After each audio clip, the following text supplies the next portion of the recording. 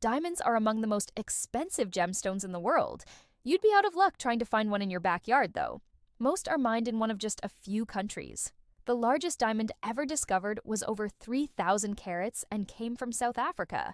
But why do these sparkly stones cost so much money? Let's take a closer look at where diamonds come from and how much they cost to mine. To understand why diamonds are so expensive, it helps to know how they're formed.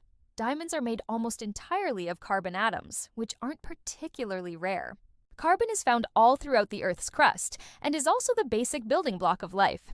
In other words, it's pretty easy to get a hold of. Diamonds, however, are another story. They form deep within the Earth where there is intense heat and pressure. Specifically, diamonds need at least 4.5 gigapascals of pressure. To put that number into context, if you were standing on the surface of the Earth, the pressure would be about 1.15 gigapascals. At sea level, 0.65 gigapascals at the top of Mount Everest, and 0.27 gigapascals at the bottom of the Mariana Trench. So we're talking serious pressure here. In addition to pressure, diamonds also require a temperature of at least 1,000 degrees Celsius. For some perspective, the hottest air temperature ever recorded was just shy of 14,000 degrees Fahrenheit, or about 7,750 degrees Celsius. So, while the pressure and temperatures required to make diamonds might seem like they could be found in the center of the Earth, it's actually too hot there to make them. The only places we know of where the conditions necessary to make diamonds occur are deep inside the Earth. But not too deep, and in places where there is a lot of carbon available. So far, the only places we know of that meet these conditions are only a few spots on the Earth, and mining diamonds from these places is incredibly difficult because of both the harsh conditions and the fact that these spots are rare. The largest producer of rough diamonds by value is, you guessed it, Africa. But diamonds have also been found in Australia, the Russian Arctic, Canada, and even the United States. And India is the world leader in diamond cutting and polishing. But the two places with the greatest abundance of diamonds are the Democratic Republic of the Congo and Russia. Let's talk about the Congo first. The DRC produces 25% of the world's diamonds, but they're not actually mined there. That's at least not officially. The DRC has a long history of civil war and corruption, and many of their mines are what's known as artisanal. These are small-scale operations with no oversight. This means that anyone can go and start digging for diamonds without any kind of permit or regulation. And many people depend on these artisanal mines for income. But this makes tracking the source of diamonds extremely difficult. Artisanal mines produce about 20% of the world's diamonds. And unfortunately, they often use slave labor, child labor, or even indentured servitude.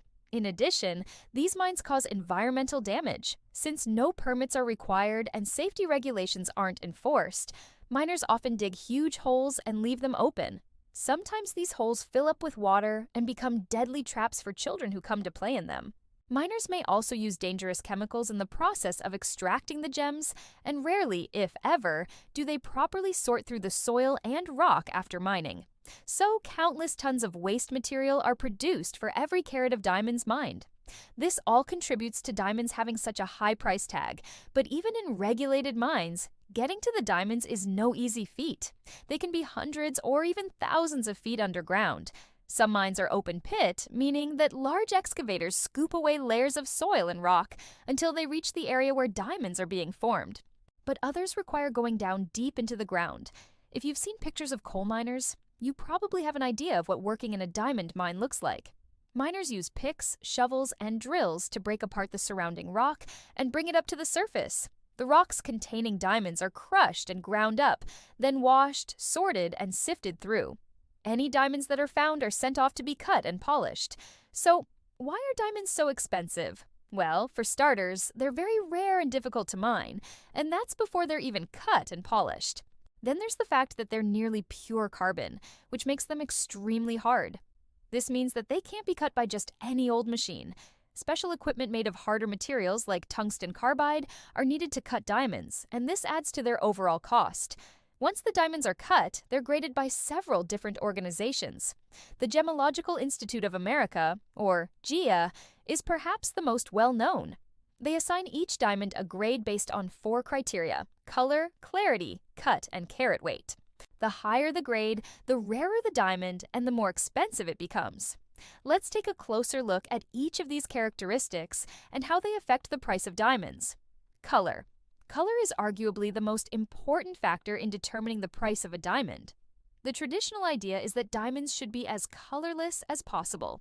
That's because the ideal diamond doesn't contain any impurities.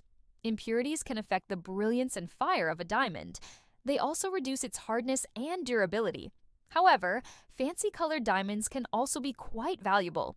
Yellow, blue, pink, orange, green, and red diamonds are all rare and command very high prices. Clarity. Clarity refers to the purity of the diamond. Diamonds can contain internal flaws called inclusions, or external flaws called blemishes. Inclusions can sometimes be seen with the naked eye, but often they're only visible under a microscope. Blemishes are surface imperfections that can affect a diamond's brilliance. Generally speaking, the fewer flaws a diamond has, the rarer it is and the more valuable it becomes. Cut. A diamond's cut affects its brilliance and fire. It also affects its durability. If a diamond is poorly cut, it won't reflect light as well, and it will wear down more quickly.